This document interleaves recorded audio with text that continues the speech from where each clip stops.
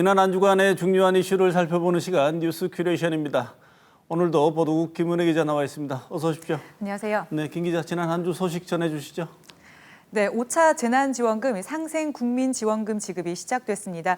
지급 대상과 범위를 두고 논란이 많았는데요. 지급이 시작된 이후에도 마찬가지입니다. 네, 올해 6월 건강보험료를 기준으로 소득 하위 88% 가구에 1인당 25만 원이 지급되기 시작했습니다. 이번 5차 재난지원금 규모는 11조 원인데요. 지급 시작 이틀 만에 전체 대상자의 4분의 1에게 2조 6천억 원의 지원금 집행이 될 정도로 속도는 낮습니다.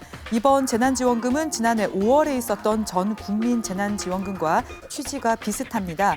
자영업자와 소상공인들의 매출 확대를 돕고 경제를 활성화시키기 위한 차원으로 전통시장과 음식점, 미용실 등과 편의점, 치킨집 등 프랜차이즈 가맹점에서 쓸 수 있습니다.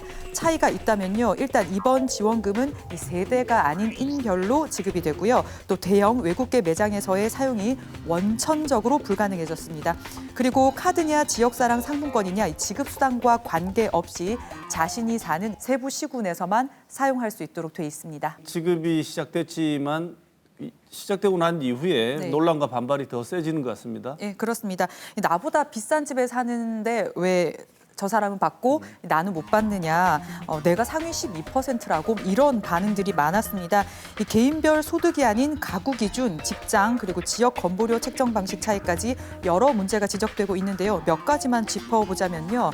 먼저 재산세 과세 표준이 9억 원을 넘거나 이자 등 금융소득이 2천만 원을 넘으면 이 소득 기준을 충족을 해도 대상자에서 제외하는 컷오프 기준을 뒀습니다.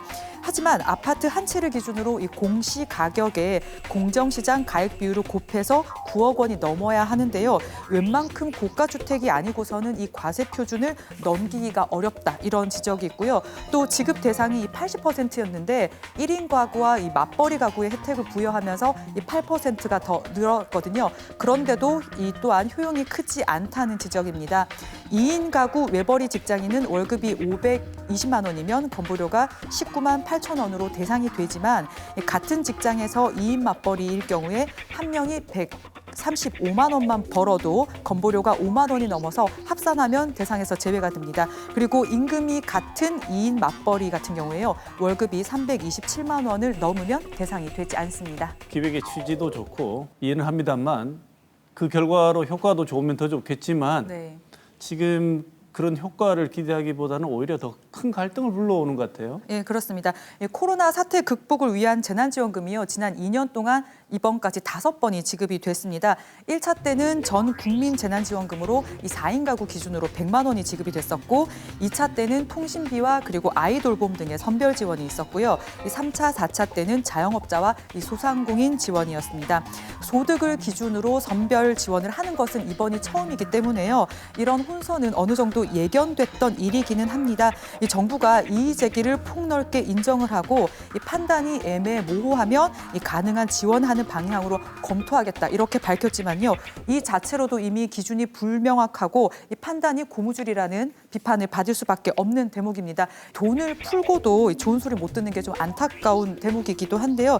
이번 일을 보면서 이 소득 상위 10%를 뺀 90%에게 아동수당을 주기로 했다가 나중에 100%로 바뀌었던 이 아동수당 사태가 생각이 나기도 합니다. 이 형평성을 둘러싼 소모적 논쟁과 행정력 소모 그리고 낭비도 좀 고려를 해봐야 될 것 같은데요. 재난지원금이 앞서 말씀드린 대로 5번이나 지급될 동안 이 선별과 보편 논쟁에서 한 걸음도 더 나가지 못한 점은 결정권을 가지고 있는 정치권이나 정부가 좀 고민을 해봐야 될 목인 것 같고요. 코로나19의 악영향은 정도의 차이가 있을 뿐 대부분이 다 겪고 있습니다.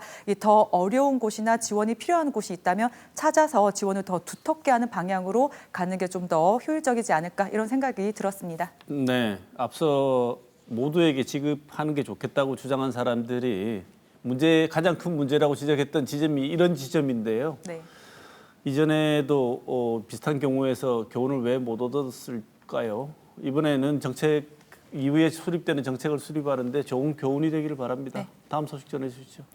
네, 이어서도 돈 얘기입니다. 이 대구시와 8개 구군이 지난 한 해 쓰지 못해 남긴 예산이 9천억 원 가까이 되는 것으로 나타났습니다. 순세계 잉여금이란 게 있는데요. 걷어들인 세금에서 지출 금액을 뺀 나머지를 말합니다. 지방자치단체의 경우에는요, 지출 금액을 뺀 뒤에 중앙정부의 보조금 잔액들을 반납을 하고 최종적으로 남은 돈을 의미를 하는데요. 8개 구군의 지난해 순세계 잉여금은 4,095억 원입니다. 전체 예산의 5.6% 대구 시민 한 명에게 16만 8천 원씩 지급할 수 있는 규모입니다. 구군별로는요, 동구가 840억 원으로 가장 많았고 달성군과 북구, 달서구 등의 순으로 평균 512억 원가량이었습니다. 전체 예산에서 차지하는 비중은 동구가 8%로 가장 많았고요. 달서구가 3.7%로 가장 적었습니다. 그리고 지난해 대구시의 순세계 잉여금은 4,458억 원으로 8개 구군의 순세계 잉여금을 합친 것보다도 많은 규모였습니다. 김 기자 말대로 안 썼든 못 썼든 간에 어쨌든 예산은 남은 거 아니겠습니까? 네. 이 예산은 회계 연도 바뀌면 어떻게 되는 거죠? 네, 순세계 잉여금은요, 집행기관이 쓸 수 있는 여유 재원입니다. 이 채무 상환을 할 수도 있고요. 또 다음 연도 예산 세입으로 반영을 해서 활용을 할 수 있기 때문에 지자체들은 남은 예산은 다음의 예산으로 넘겨서 쓰고 있다면서 큰 문제가 아니다 이렇게 이야기를 합니다. 하지만 해마다 비슷한 비율로 거친 세금이 남는 만큼 처음부터 계획을 잘못 세워서 정작 필요한 곳에 쓰지 못했다 이런 지적도 나오는데요. 대구시는 이 코로나 사태로 당초 계획했던 사업들을 추지 못해서 남은 점이 있다면서 그리고 남은 예산들은 전액 주민들을 위해 사용한다 이런 입장을 밝혔어요. 하지만 이 남은 예산을 어떻게 쓸까 하는 이 과정에서 주민들의 의견이 반영이 되지 않는 구조이기 때문에 이게 좀 개선이 필요하다 이런 지적도 나오고 있습니다. 이 서울 노원구 같은 경우에요, 남는 세금 돌려주는 긴급 재난지원금 지급 조례를 만들어서 이 주민 투표를 통해서 구민들에게 재난지원금을 지급했고 또 아파트 경비실에 에어컨을 설치를 하기도 했다고 합니다. 경주시도요, 해마다 불가피하게 남은 순세계 잉여금을 활용할 수 있는 법적, 제도적 장치를 마련하기 위해서 이 통합재정 안정화 기금 설치 및 운용 조례안을 입법 예고를 하고 연내 제정을 목표로 관련 절차를 밟고 있다고 합니다. 우리가 각종 사업이 추진이 잘 안 될 때 듣는 말 중에 하나가 바로 예산이 부족해서다 이런 말을 많이 듣는데요. 이 걷어들인 예산을 효율적으로 쓰고 남는 예산이 있다면 꼭 필요한 곳에 좀 활용할 수 있는 이런 법적 근거와 제도 마련도 필요해 보입니다. 네, 없는 예산 새로 만들어야 하는 것도 아니고 있는 예산이니만큼 어디에 이 어려운 시기에 정말 어디에 쓰는 게 가장 좋을지만 고민해서 집행을 좀 했으면 좋겠습니다. 의지가 네. 중요한 것 같습니다. 네, 다음 소식 전해주시죠. 예, 내년 3월 9일 대통령 선거가 이제 6개월 앞으로 다가왔습니다. 대선이 가까워지면서 각 당은 본선에 오를 후보를 선출하기 위한 경선 중입니다. 더불어민주당은 추석 연휴 직후 여권의 최대 지지 기반인 호남 표심을 듣게 됩니다. 10월 3일에 2차 선거인단 그리고 10일에는 3차 선거인단 투표를 하는데요. 50% 이상 득표자가 없으면 1, 2위 간 결선 투표를 하지만 50% 이상 득표자가 있으면 최종 민주당 대선 후보가 됩니다. 국민의힘은 여론조사를 통해서 오늘 15일에 경선 진출자 8명을 추리고요. 다음 달 8일에 후보를 4명으로 압축한 뒤에 본 경선을 벌여서 11월 5일에 최종 후보를 선출합니다. 민주당보다는 한 달 정도 늦고요. 그리고 정의당은 후보 등록을 받았거든요. 그래서 온라인과 ARS 투표를 통해서 다음 달 6일에 후보를 선출합니다. 네, 전대미문의 용어이긴 합니다만 검찰 고발 사주 의혹으로 참 시끄럽지 않습니까? 네. 그런데 이 와중에 20대 대선이 역대 어떤 대선 과정보다 부동층이 많다지요? 예, 그렇습니다. 이 한국갤럽이 지난달 31일부터 지난 2일까지 실시한 차기 정치 지도자 선호도 조사에서 이 질문에 응답하지 않은 의견 유보 응답률이 32%였습니다. 이 자세한 내용은 중앙선거 여론조사 심의위원회 홈페이지를 참고하시면 되는데요. 이는 지난 2012년 18대 대선과 2017년 19대 대선 6개월 전과 비교를 해도 10%포인트가량 부동층 비율이 높습니다.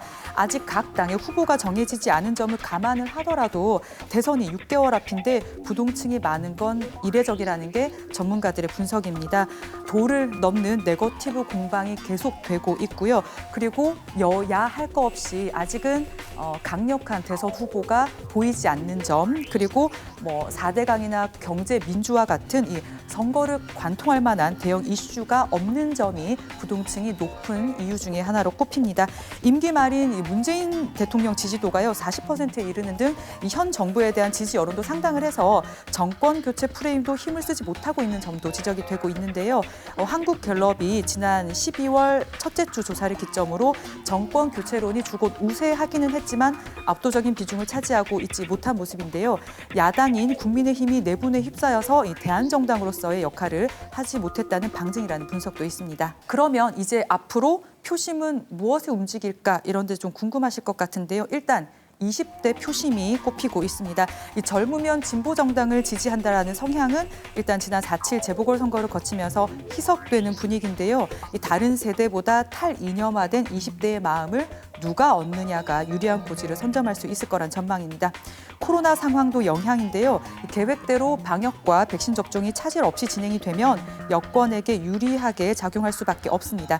이 집단 면역 시기가 되면 눌렸던 소비 심리가 분출하듯 터져나오고 이렇게 되면은 이 극한 상태인 자영업자 등의 분노도 조금 누그러질 수 있을 겁니다. 하지만 이 백신 접종이 차질을 빚거나 집단 면역 달성 시기가 미뤄질수록요 정부와 여당에 대한 실망감이 커지고 이 국민의힘이 반대급부를 얻을 가능성이 커질 거란 전망도 있습니다. 대선판은 지금까지보다 앞으로가 더 급변할 것이고 여러 말이 오갈 겁니다. 이 다른 정당이나 후보를 비방을 하고 이 상대의 비극을 활용하려 하지 말고요. 이제부터는 정말 건강한 정책 대결이 시작돼야 될 때인 것 같습니다. 네, 선거 상황에서 유권자들에게 가장 최악의 상황은 누가 뭐라 그래도 뽑고 싶은 사람이 없다는 겁니다. 네. 그래서 네거티브로 관심 끌지 마시고 각 세대 그다음에 이념별로 본인이 꼭 뽑고 싶은 후보자가 생길 수 있도록 노력을. 좀 선명한 정책 좀 보여줬으면 네, 좋겠습니다. 그렇습니다. 네, 마지막 소식 전해주시죠. 대구 경북 통합신공항 건설 관련 절차 중에 하나가 바로 군위군의 대구시 편입인데요. 입지 선정 과정에서 나온 중재안, 인센티브지만 이 출발부터 삐걱대고 있습니다. 경상북도 의회는 지난 2일 본회의를 열고 군위군의 대구 편입과 관련한 찬성과 반대안을 모두 부결 처리했습니다. 도의회가 의견 없음, 어정쩡한 결론을 경상북도에 전달을 했고요.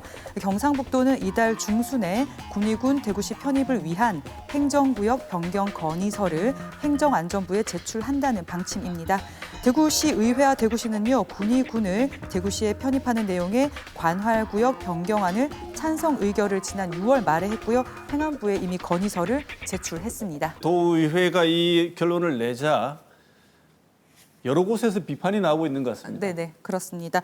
먼저요, 이철우 도지사가 이 사업 무산을 막기 위해서 군위군을 설득하는 데만 급급을 해서 이 다른 지역 여론을 충분히 듣지 않은 채 합의만 한 거 아니냐, 이게 잘못이다, 이런 비판이 나오고 있습니다. 이 군위군이 대구시에 편입이 되면 이 공항 신도시 추진이 원활하고 또 재정 부담이 줄어드는 이점이 있지만요, 공항 관련 투자가 대구권으로 흡수될 가능성이 크고 또 대구 주변의 도시의 연쇄적인 대구 편입이 가속화될 수 있기 때문에 군위군을 제외한 다른 지역들이 이 상대적으로 허탈감을 느낄 수 있다, 이런 분위기가 있다는 겁니다. 또 하나는 이 도의회의 이 투표 관련인데요. 공동 합의문 발표 당시에는요, 재적 의원 60명 가운데 53명이 합의문에 서명을 했는데 이번에 찬성도 반대도 모두가 부결이 됐다는 겁니다. 합의문은 실명이었고요. 이번 투표는 무기명 투표였는데요. 그럼 그때 합의문에 서명한 의견은 무엇이며 이번에 무기명 투표한 의견은 뭐냐, 이런 지적이 나오고 있습니다. 국민의힘 박창식 도의원은 이전 부지 선정 시 공동 합의문에 도의원 53명이 서명을 해서 합의한 사안인 만큼 이번 투표는 기명 투표가 원칙이고 이 무기명 비밀 투표는 이 책임 회피용으로 매우 부적절하다, 이렇게 주장을 했습니다. 도의회 결정 이후에요, 김영만 군위군수는 올해 말까지 대구시 편입이 마무리되지 않는다면 이 원점에서 재검토하겠다면서 반발을 하고 있습니다. 어렵게 출발선을 지난 대구 경북 통합신공항 건설이 암초에 만나서 지연되는 일이 없도록 앞으로도 이 합의와 조율이 더 중요해 보입니다. 지금까지 이번 주 주목할 만한 뉴스 짚어봤습니다.